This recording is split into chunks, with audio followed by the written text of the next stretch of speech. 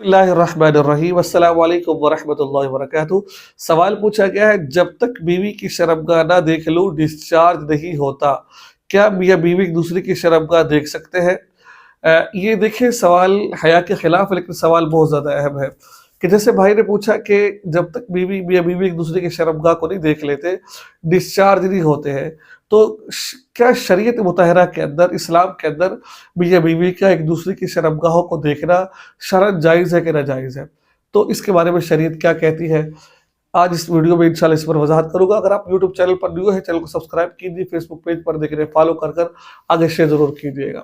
دیکھیں، شریعت مطہرہ کے اندر یہ آتا ہے کہ آپ میاں بیوی ہے، ایک دوسرے کا سطر ہے۔ ہن لباس لکم وانتم لباس لہن، یعنی کہ میاں بیوی ایک دوسرے کا سطر ہے، ایک دوسرے کا جسم دیکھ سکتے ہیں، جسم کے ایک اعضاء میاں بیوی کا دیکھ سکتا ہے، میاں بیوی میاں کا دیکھ سکتے ہیں، اس میں کوئی کوئی حرج کی بات نہیں ہے۔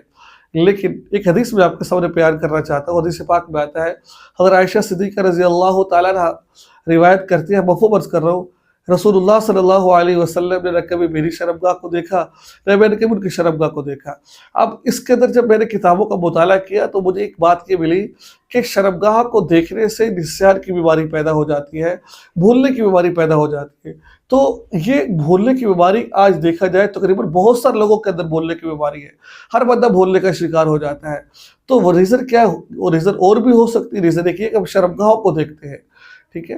تو شرمگاہ کو دیکھنا میاں بیوی کے لیے جائز تو ہے، لیکن یہ ادب کے خلاف ہے، ایسا نہیں کرنا چاہیے انسان کو، نسیان کی بیماری پیدا نہ ہو جائے۔ تو کوشش کرنی چاہیے، ہم مصری کرتے وقت کپڑا لے لینا چاہیے اوپر، اور بغیر شرمگاہ کو دیکھے آپ یہ کام کریں تو زیادہ مناسب بہتر ہے۔ تو مجھے امید ہے کہ آپ کو ویڈیو اچھی لگے ہوگی، دعا میں یاد رکھیں، چینل کو سبسکرائب کر لیجیے، فیس بک پیج پر فالو کر کے آگے شیئر ضرور کیجیے گا۔ السلام علیکم ورحمۃ اللہ وبرکاتہ۔